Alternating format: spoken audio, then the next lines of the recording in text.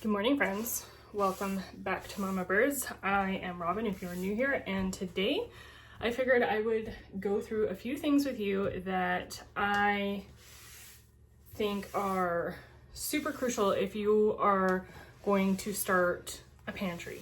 If you're going to start buying things in bulk. Whoa, I almost knocked you over there.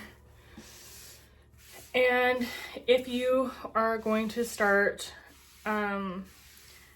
making food from scratch. So that is what today's video is.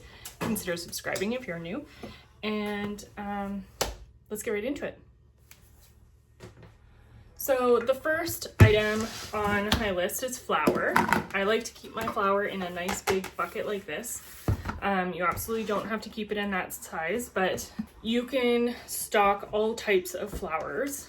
I would go with something basic, something that you're familiar with, something that you use on a regular basis. If you're just getting started, I would probably go with some sort of like all-purpose unbleached flour that you can get from any grocery store really. And I also put a few tools inside my container so that when I do use it, they're readily available to me and I don't wash them every time I use them. If they get dirty or if they cross-contaminate with something else, then I usually do wash them, and anytime I refill my bucket, I wash my tools. So first up was flour. Some of these items I do actually have to restock today. The next item is sugars. So I just have a white granulated sugar. I like the Rogers brand. I buy it from Superstore, the Real Canadian Superstore up here in BC. And I do that only because it has from there because it's the best price. You can get it from other stores and locations and things like that, but I just find the best price is at Superstore. And when I shop at Superstore, I get cash back or points towards groceries. So that is why I buy it there. They often have this on sale. This is, you know, a massive bag. It's 10 kilograms. So it is 22 pounds of sugar. And I just refill my bucket as I need it. And then the rest lives in my overstock basement pantry.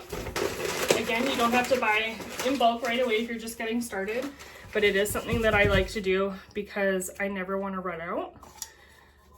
Again, I put tools inside of my sugar container so that they are ready for me as soon as I need them.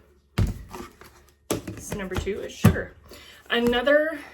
The other types of sugars you can absolutely stock up on. White sugar, brown sugar, honey, sugar substitutes, any of that kind of stuff, go for it.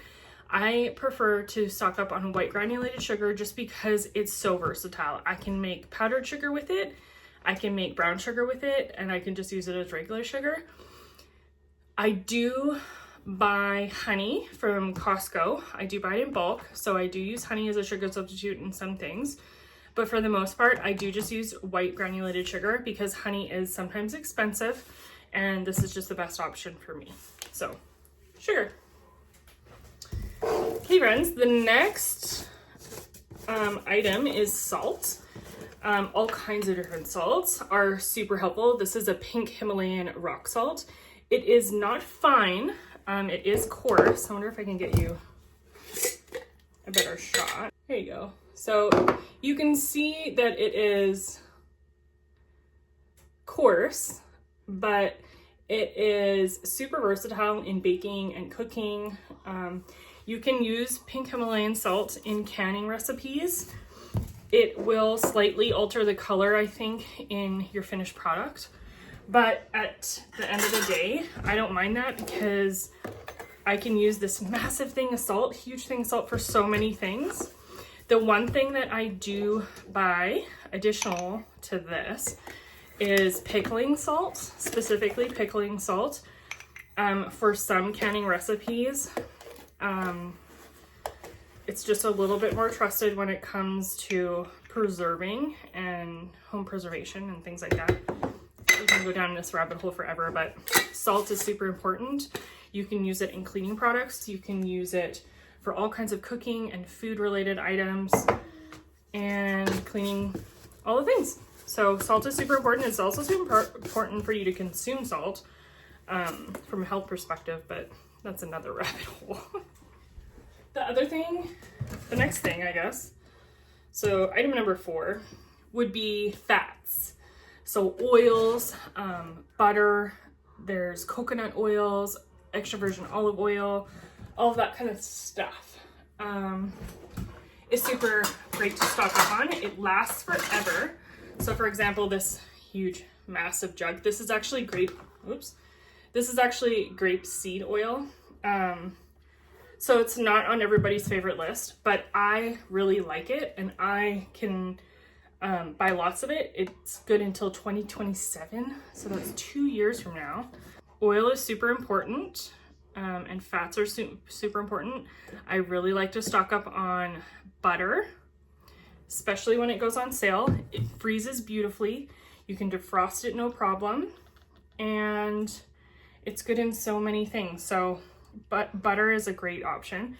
Coconut oil, I do buy one of those larger tubs of coconut oil in bulk, but it takes me forever to get through it because I don't really use it a lot in my cooking. I do use it in some baking and for a couple, Asian inspired dishes, or like, that South Asian sort of flair type of a dish. But coconut oil is great for body products too. So in a pinch, if I needed something for a body product, I could use coconut oil. I do have some sort of like eczema flare on a regular basis. Sorry, we got a snack right there. So I do have eczema flare-ups on a regular basis on my hands in particular. And I have found that coconut oil has been a lifesaver for me. And so yeah, coconut oil is fantastic. Another one that you can stock up is ghee. It's clarified butter. It's not something that I do because it's not something that I gravitate towards. And I guess that's the other takeaway from all of these things is if you don't use them, don't buy them. It's pretty straightforward. Anyway, oils, fats, and whether they're animal or plant-based, I don't care. Stock up on your oils. This is another type of oil. This is just like a compressed cooking spray that I stock up on a regular basis because it's so convenient, and I want to try and make as many things as possible from scratch, and it makes cleanup easy. So I go for convenience on this one. The Kirkland brand is the one that I have been buying, but I'm not sure if I'm going to buy it moving forward. It is canola oil, which I'm not a huge fan of, so I'm going to try and look for alternate options. But I have been using this, and I have a bunch of stock of this, so I will end up using it. But moving forward, I'm going to look at different options. It's just the best price for what I'm using it for, and yeah, that's what I have set right now. So the other things that I stock up quite a bit on is dry sort of carbs or that sort of thing. Rice, pasta, dry pasta, in all kinds of different styles and shapes and sizes and all the things. I think it's, I think it's just my preference to have different varieties because I get bored of, your plain old noodles all the time. I have made my own pasta before, which includes, your flour, eggs, and what oils and what have you, but it's a labor of love. And honestly, they're not my favorite. Homemade noodles are just not my favorite. It is something that I am going to experiment with a few recipes on, but pasta is definitely something that we stock a lot.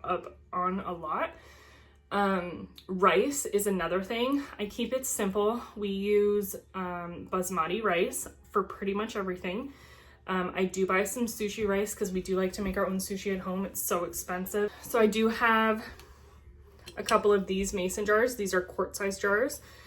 I buy the sushi rice and I put them inside these jars because they typically come in like a plastic bag, and I'm not a fan of that. So I just use what I need for that day, and anything left over for rice I put in the mason jar. The basmati rice I don't store in anything fancy because we do cycle through it quite a bit. I do keep a large canister. You can see my canisters here on the counter. This one in the middle is for our rice, and I do keep that stocked pretty regularly, and I'm cycling through that all the time. But my goal this year is to have a couple of better solutions than just leaving the rice inside the bag that I usually get it in. It's like a jute sort of string type of bag, but inside that bag is a plastic bag. So it's kind of a bit of a pain to get it out of there. And I just want something a little bit more convenient. I'm considering getting some 5-gallon buckets, but they're so expensive, and I'm not sure what I'm gonna do right now just yet. I think I just have to kind of do some shopping and play by ear. But anyway, so rice is another item on the list for things I would stock up on if I was creating a pantry right now. So your baking essentials is another really important one, but I've already included a lot of those things. So your flours, your sugars, your fats are very important for baking essentials. But things like baking powder, baking soda, cornstarch if you use it, those things I stock up on quite a bit. Again, vanilla is another one. I try and make that from scratch.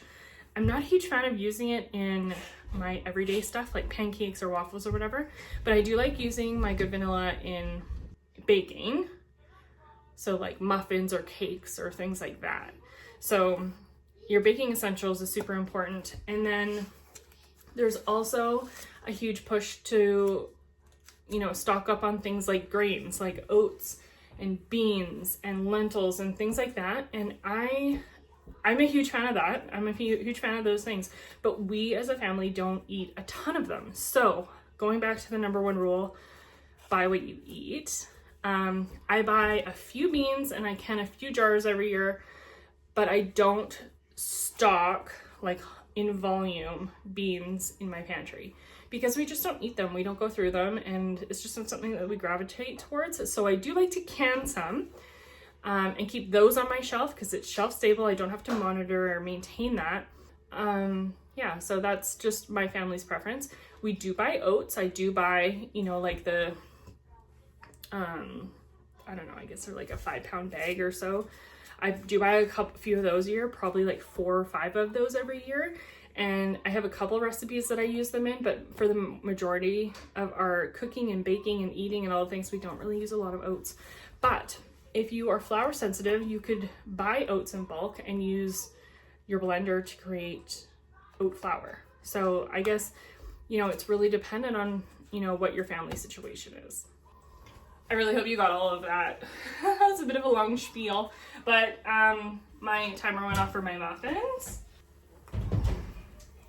And here they are, pumpkin muffins. This pumpkin puree is actually what we preserved from our Halloween pumpkins, which is kind of funny. But yeah, my kiddo really loves muffins. He's the muffin man. And anything that I can put in a muffin form, he will eat. So pumpkin, cranberries, banana bread, all of those things go into a muffin tin and he eats it. So super happy. Do you want to have a muffin? Yeah, muffin man. Yeah, you're the muffin man. Muffin man.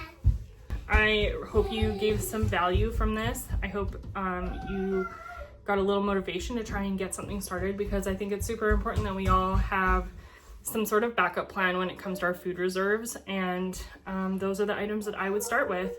If you find yourself in a pinch when it comes to financials, it is really disheartening sometimes when you get to see, all of these beautiful pantries that have an exponential amount of reserve and inventory and stock and all of these wonderful goodies on their shelves. I just want to be a neutral light for you. This is something, if you're getting started right now, it's not something that's going to happen overnight. Unless you have a large amount of funds where you can, kind of drop a few $1,000s on, stocking up and building a pantry and creating inventory and do those types of things for yourself. I mean, absolutely do it if that's what you have the ability to do. A lot of the people that I know and a lot of the people who live in my area do not have the ability to do that. So one step at a time, one bag of rice at a time, one bag of flour at a time. You just have to do it a little bit at a time, and sure enough, it will end up becoming some sort of pantry for you. So be patient with it, you know, give yourself grace, and I'm proud of you for getting started. Thank you so much for watching this. I, again, really hope you got something out of it. Stay tuned for more videos, and we'll catch you in the next one.